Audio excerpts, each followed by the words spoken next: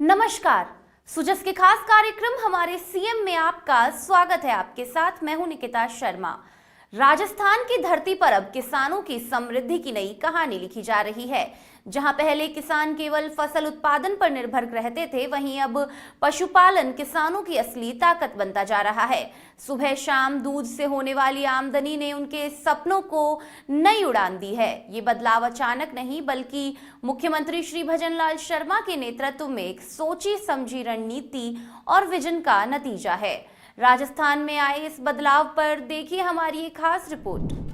मुख्यमंत्री श्री भजनलाल शर्मा के नेतृत्व में राजस्थान में अब खेती की तस्वीर तेजी से बदल रही है। पहले जहां किसान की आय मुख्य रूप से फसलों पर निर्भर होती थी, अब पशुपालन और डेयरी बड़ा सहारा बन गए हैं।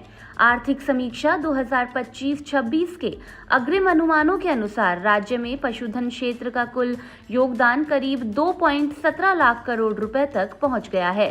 यह कृषि और उससे जुड़े कुल क्षेत्र का लगभग 49% हिस्सा है, जो फसल उत्पादन के योगदान से भी ज्यादा है। इसका मतलब है कि दूध और पशुपालन से होने वाली आमदनी अब किसानों के लिए ज्यादा मजबूत और भरोसेमंद बन रही है।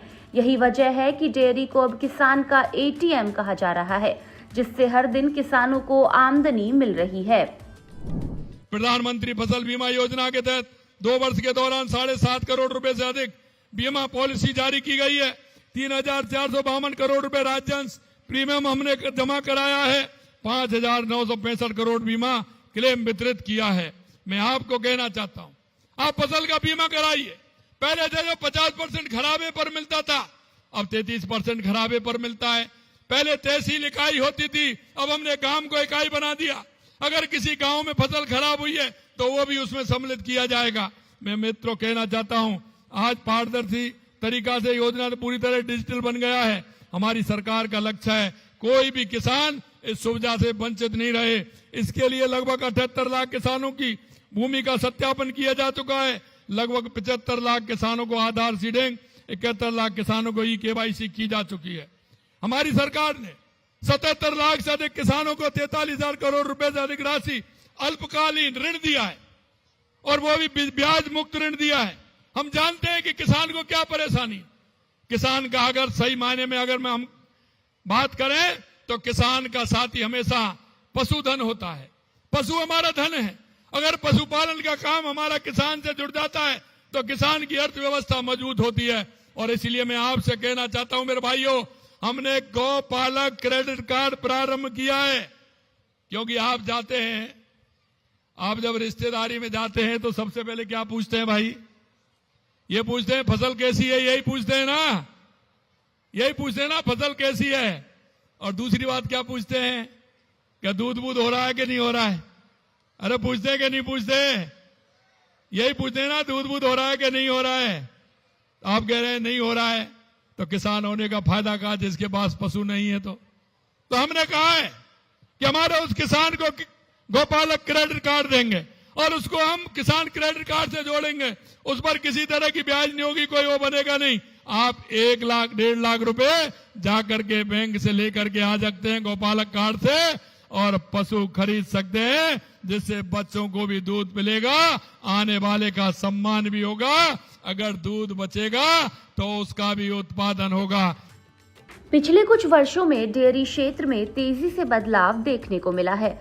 दुग्ध कलेक्शन लगातार बढ़ रहा है और यह करीब अब 45 लाख लीटर प्रतिदिन तक पहुंच गया है। साथ ही दूध को प्रोसेस करने की क्षमता भी बढ़ गई है, जिससे ज्यादा मात्रा में दूध को सुरक्षित और बेहतर तरीके से बाजार तक पहुंचाया जा सके। आने वाले समय में इसे और बढ़ाने की योजना है। इसके साथ ही मुख्यमंत्री मंगला पशु बीमा योजना से किसानों को पशुओं का इलाज कराने की चिंता से भी मुक्ति मिल गई है। मुख्यमंत्री मंगला पशु बीमा योजना भी की है। हमने पशु का बीमा भी कर रहे हैं। 400 करोड़ रुपए बह करके गाय, भैंस, भेड़, बकरी, ऊंट सहित 42 लाख पशुओं का निःशुल्क बीमा किया है। क्योंकि हम जानते हैं किसान का अगर पशु बीमार हो जाता है तो किसान बीमार हो जाता है। उसके मन में क्योंकि 1 लाख, 1.25 लाख, 1.5 लाख से कम गाय भैंस नहीं आती है, तो किसान की दिक्कत होती है। इसके लिए हमने उसका भी बीमा किया है। और यही नहीं, हमने मोबाइल यूनिट भी उसको तैयार किए हैं क्योंकि कोई पड़ोस में अगर अस्पताल है तो वहां ले जाने के लिए उसको कोई ना कोई गाड़ी वाहन उसको करना पड़ता है। किसान के 1,000-2,000 रुपए खर्च होते हैं। आप फोन करिए, वो वेटनरी यूनिट वाला वहां आएगा, आपके पशु को देख करके जाएगा और आवश्यकता होगी तो वो ही अस्पताल लेकर के जाएगा। ये भी हम व्यवस्था कर रहे हैं। सरकार द्वारा चलाई जा रही योजनाओं का सीधा फायदा पशुपालकों को मिल रहा है। दूध के दाम बढ़ने से किसानों को ज्यादा पैसा मिल रहा है। इसके अलावा सब्सिडी और बीमा जैसी योजनाएं भी चलाई जा रही हैं, जिससे पशुपालकों को आर्थिक और सामाजिक सुरक्षा मिल रही है। इससे किसानों का भरोसा बढ़ा है और वे ज्यादा संख्या में डेयरी से जुड़ रहे हैं। जयपुर डेयरी के एमडी मनीष फौजदार ने बताया कि कैसे मुख्यमंत्री श्री भजन लाल शर्मा के नेतृत्व में डेयरी क्षेत्र में तेजी से नए बदलाव किए जा रहे हैं। निश्चित रूप से विगत 2 सालों में जयपुर डेयरी ने माननीय मुख्यमंत्री महोदय की विभिन्न योजनाओं के माध्यम से किसानों के लिए और पशुपालकों के लिए बहुत कार्य किया है, और जिसमें सबसे इम्पोर्टेंट है माननीय मुख्यमंत्री महोदय राजस्थान सरकार की तरफ से तकरीबन 500 करोड़ की जो है मुख्यमंत्री दुग्ध उत्पादक संबल योजना के तहत दिए गए हैं, और ये सबसे बड़ी राहत का विषय है पशुपालकों के लिए। और दूसरा, विगत 2 साल में 350 से अधिक नए संकलन केंद्र और डीसीएस रजिस्ट्रेशन हमारे द्वारा किया गया है, और 30,000 से अधिक पशुपालक उनसे हमने जोड़े हैं, जिससे न केवल दूध का प्रोक्योरमेंट बढ़ा है बल्कि किसानों की खुशहाली भी बढ़ी है। अगर और नई चीज़ योजनाओं के बारे में देखा जाए तो हमने एक नई योजना प्रारंभ की है विशेषकर पशुपालक पुत्रियों के लिए, जिसमें प्रत्येक पुत्री के लिए 21,000 रुपये हमारी तरफ से उनकी शादी में मायरा योजना के तहत दिए जा रहे हैं। इससे न केवल किसान हमारे साथ जुड़े हैं बल्कि एक मानवीय चेहरा भी जयपुर डेयरी का उभर कर सामने आया है। अगर अपन प्रोडक्ट की बात करते हैं तो विगत 2 साल में तकरीबन 35 प्रोडक्ट हमारे द्वारा लॉन्च की गई। ये हमारी योजना को या नए प्रोडक्ट को न केवल जनता हमारे को सराह रही है बल्कि इसको पसंद किया जा रहा है दूसरे स्टेट्स में भी। तो जल्दी हमारे जो नए प्रोडक्ट हैं न केवल देश में बल्कि हम लोग विदेश में भी भेजने का प्रयास कर रहे हैं। इससे आम पशुपालक को भी फ़ायदा है, क्योंकि दूध का अधिक से अधिक नए प्रोडक्ट में प्रयोग करके उसका यूज़ करेंगे, प्रोसेसिंग करेंगे।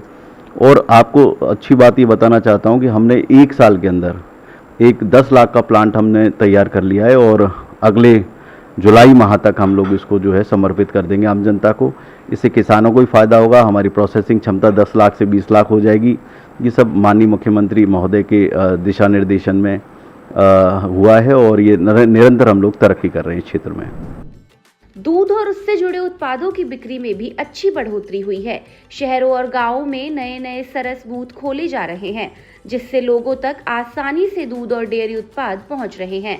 राजस्थान का दूध अब दूसरे राज्यों में भी भेजा जा रहा है।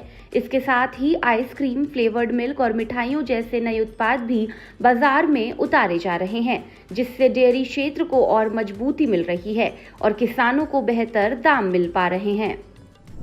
डेयरी लगातार नए नए प्रोडक्ट ला रही है, जिससे उनकी दूध का जो है प्रोसेसिंग करके नए वेरिएंट लाके उनका जो है अधिक से अधिक दूध खरीद सके। ये हमारा प्रयास है। नए सदस्यों को लगातार जोड़ रहे हैं, नए संकलन केंद्र खोल रहे हैं और दूध प्रोसेसिंग प्लांट भी हम बना रहे हैं। अभी सरकार द्वारा हमारे 60 बीघा भूमि हमारे बिचून में अलॉट की गई है। एक 10 लाख लीटर क्षमता का प्लांट हम और तैयार कर रहे हैं, जिससे अधिक से अधिक पशुपालकों को दूध खरीदा जा सके। और प्रोसेसिंग क्षमता बढ़ने से हमारा फ़ायदा सबसे बड़ा ये है कि हम लोग दूध खरीद के प्रोसेस करके अन्य पड़ोसी राज्यों में एनसीआर रीजन में भेज सकेंगे, जिससे दुग्ध उत्पादकों का सीधा फायदा होगा। महिलाओं को भी डेयरी क्षेत्र से जोड़ने पर खास ध्यान दिया जा रहा है। कई योजनाओं के जरिए महिलाओं को आर्थिक मदद, स्वास्थ्य सुरक्षा और सामाजिक सहयोग दिया जा रहा है। इससे गांवों में महिलाओं की भागीदारी बढ़ रही है और वे आत्मनिर्भर बन रही हैं। कुल मिलाकर डेयरी अब सिर्फ एक व्यवसाय नहीं बल्कि ग्रामीण विकास और समृद्धि का मजबूत आधार बन चुका है, जो आने वाले समय में और बड़ी भूमिका निभाने वाला है।